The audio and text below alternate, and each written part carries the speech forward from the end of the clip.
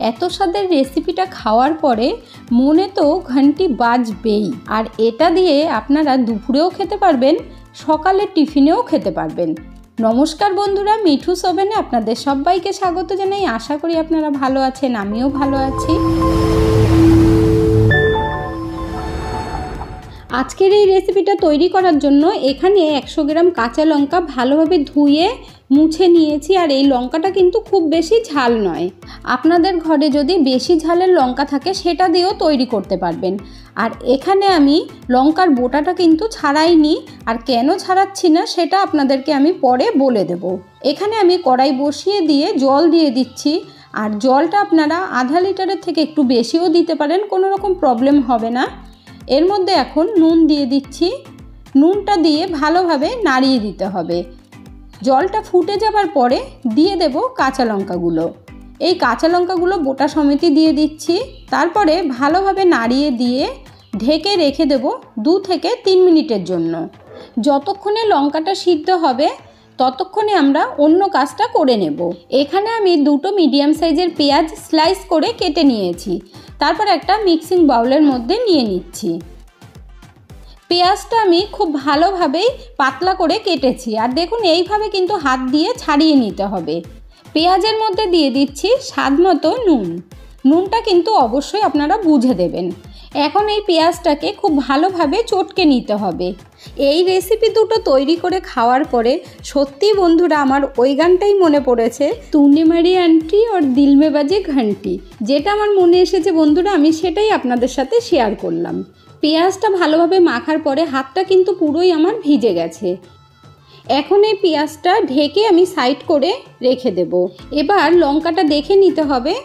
3 minute পর আমি ঢাকনা তুলে গ্যাসটা বন্ধ করে দিয়েছি। লঙ্কাটা জল থেকে খুব ভালোভাবে ঝরিয়ে আমি একটা স্ট্রেনার দিয়ে তুলে নিচ্ছি। লঙ্কাগুলো সিদ্ধ করার পরে যে জলটা আছে দেখুন, এই জলটার মধ্যে কিন্তু ঝালটা অনেকটাই বেরিয়ে গেছে। এখানে লঙ্কাগুলো সিদ্ধ হবার পরে দেখুন লঙ্কাটা চ্যাপ্টা হয়ে গেছে আর কাঁচা লঙ্কাটা কিন্তু একদম মোটা আছে। এবার আপনাদেরকে বলে দিচ্ছি যে বোটাটা আমি কেন ছাড়াইনি। এই বোটাটা ছাড়ালে কিন্তু জলের মধ্যে দিয়ে সিদ্ধ করলে তাহলে জল ঢুকে যেত। এবার আপনাদেরকে একটা লঙ্কা আমি চিড়ে দেখিয়ে দিচ্ছি যে এর মধ্যে কোনো রকম জল ঢোকেনি। লঙ্কাটা এইভাবে সিদ্ধ করে নিলে কি হয়, ঝালটা একেবারেই চলে যায়। যারা ঝাল পছন্দ করেন না তারা কিন্তু এইভাবে তৈরি করে নিতে পারেন। এখানে আমি ভালোভাবে দেখিয়ে দিচ্ছি, দেখুন একটুও কিন্তু ভেতরে জল ঢোকেনি।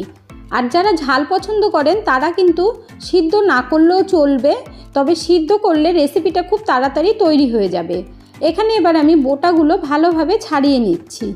বোটাগুলো সব ছাড়ানো হয়ে গেছে। এবার আমি একটা কেচি দিয়ে লঙ্কাগুলো টুকরো টুকরো করে কেটে নিচ্ছি। আপনাদেরকে তো মনে করাতেই আমি ভুলে গেছি বন্ধুরা যে আজকের এই রেসিপিটা যদি আপনাদের ভালো লেগে থাকে তাহলে আমার চ্যানেলটিকে অবশ্যই সাবস্ক্রাইব করবেন, পাশে থাকা বেল আইকনটি দাবিয়ে দেবেন, সবার সাথে শেয়ার করবেন, একটা লাইক করতে ভুলবেন না কিন্তু।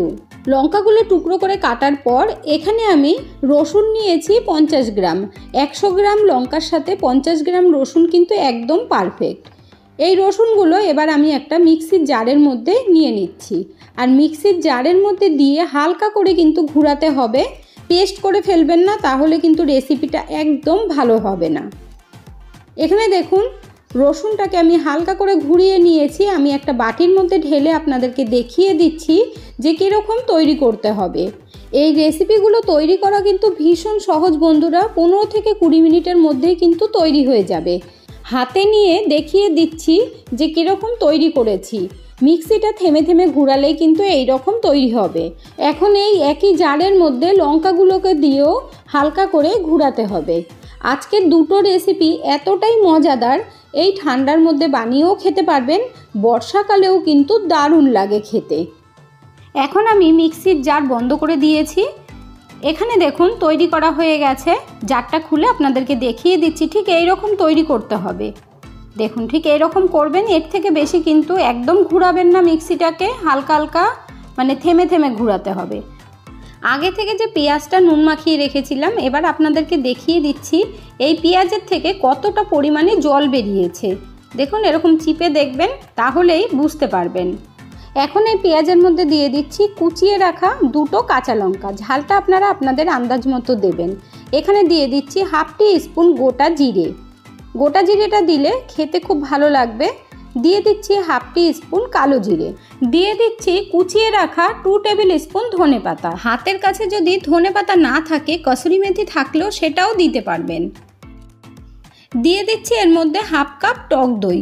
আপনাদের ঘরে যদি টক দই না থাকে তাহলে জল দিয়ে মাখতে পারবেন। জল দেবেন হাফ কাপ আর 1 চামচ সাদা তেল দিয়ে দেবেন, তাহলে রেসিপিটা ক্রিস্পি হবে। এবার খুব ভালোভাবে মেখে নেব। এখানে আমি কাঁচা লঙ্কা দিয়েছি, আপনারা চাইলে চিলি ফ্লেক্স দিতে পারেন, তাহলে দেখতে ভালো লাগবে। এখানে দেখুন খুব ভালোভাবে মেখে নিয়েছি। এর মধ্যে দিয়ে দিচ্ছি পৌনে 1 কাপ সুজি। সুজি যদি একটু মোটা দানার হয় কিংবা সরু দানার হয় তাতে কোনো অসুবিধে হবে না। এবার দেখুন খুব ভালোভাবে মেখে নেব। আর সুজি যদি আপনাদের ঘরে না থাকে তাহলে চিড়ে দিয়ে তৈরি করতে পারবেন। সেই সময় চিড়েটাকে খুব ভালোভাবে গুঁড়ো করে চেলে নেবেন, তাহলেও তৈরি করতে পারবেন। এবার এখানে আমি নিয়েছি 1 বাটি আটা। কাপ মেপে নিলে 1.5 কাপ হবে। এবার দেখুন অল্প অল্প করে দেব, একবারে কিন্তু বেশি দেবেন না। দইয়ের মধ্যে যতটুকু জল ভাব থাকবে তাতেই চেষ্টা করবেন মাখার। এখানে দেখুন অল্প অল্প আটা দিয়ে আমি মেখে নেব। আর দেখুন কত সুন্দর ডো তৈরি করে নিয়েছি।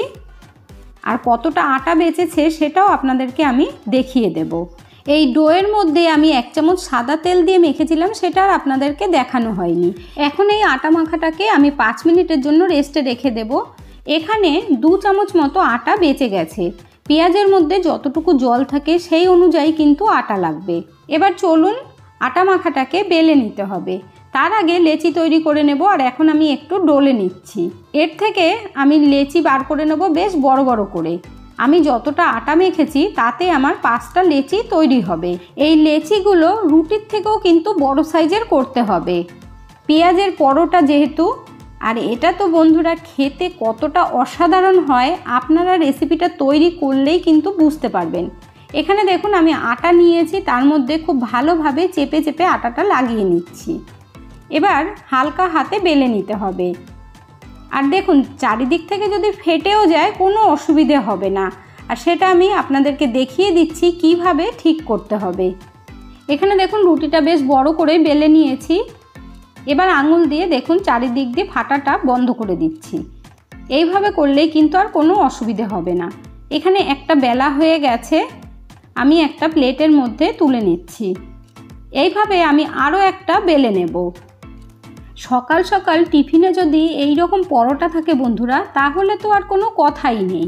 একটার জায়গায় 4টেও খেয়ে নেবে, এতটা ভালো হয় খেতে। এখানে দেখুন আরও একটা বেলা হয়ে গেছে। এবার এগুলো আমি ভেজে নেব। 2টো আমি বানিয়ে নিয়েছি, বাকিগুলো পরে তৈরি করে নেব। চাটু বসিয়ে দিয়ে খুব ভালোভাবে গরম করে নিয়ে একটা পরোটা দিয়ে দিলাম। তারপরে উল্টে পাল্টে বেশ লাল করে ভেজে নিয়ে তবেই কিন্তু ঘি দিয়ে ভাজতে হবে। আপনারা চাইলে ঘি দিয়ে ভাজতে পারেন কিংবা বাটার দিয়েও ভাজতে পারেন। দেখুন হালকা বেশ লাল হয়েছে ওপরটা। উল্টে পাল্টে এবার আমি ওপর থেকে বাটার দিয়ে ভাজবো। দেখুন কালার কত চেঞ্জ হয়ে গেছে। এবার ওপর থেকে ভালোভাবে বাটার লাগিয়ে দিচ্ছি, তারপরে লাল লাল করে ভেজে নেব। আপনারা যারা পেঁয়াজি খেতে পছন্দ করেন তাদের কাছে কিন্তু এই পেঁয়াজ পরোটাটা খুবই ভালো লাগবে। আর ঠান্ডার সময় বা বর্ষাকালে এই ধরনের রেসিপি থাকলে তো আর কোনো কথাই নেই। এখানে দেখুন একটা পরোটা ভাজা হয়ে গেছে, আমি প্লেটের মধ্যে তুলে নিচ্ছি। আরও একটা পরোটা ভেজে আপনাদেরকে দেখিয়ে দেব। আমি এই পরোটাটা আটা দিয়ে তৈরি করেছি, আপনারা চাইলে কিন্তু ময়দা দিয়েও তৈরি করতে পারেন। তবে সুজি দিলে আর আটা দিলে কিন্তু খুব সুন্দর ক্রিস্পি হয়, ময়দার দরকারই পড়ে না। এখানে দেখুন বাটার লাগিয়ে উল্টে পাল্টে আমি লাল লাল করে ভেজে নিচ্ছি। আপনারা যারা ঘি বা বাটার পছন্দ করেন না, তেল পছন্দ করেন না, তারা এমনিতে সেকেও কিন্তু খেতে পারবেন। আর এর মধ্যে পেঁয়াজ কাঁচা লঙ্কা সবই দেওয়া আছে, তাতেও কিন্তু বেরিয়ে যাচ্ছে না। এখানে দেখুন পরোটা ভাজা হয়ে গেছে। এবার একটা কড়াই গ্যাসে বসিয়ে দিয়ে হাফ কাপ পরিমাণে সর্ষের তেল দিয়ে দিলাম। তেলটা খুব ভালোভাবে গরম হওয়ার পর দিয়ে দিচ্ছি হাফ টি স্পুন কালো জিরে আর হাফ টি স্পুন সাদা জিরে। তারপরে লাল হবার পরে দিয়ে দিচ্ছি রসুন। রসুনটা দিয়ে লাল করে ভেজে নিতে হবে, কাঁচা গন্ধ যেন একেবারেই না থাকে, তাহলে কিন্তু খেতে ভালো লাগবে না। এই রেসিপিটা তৈরি করতে 5 মিনিট সময় লাগবে।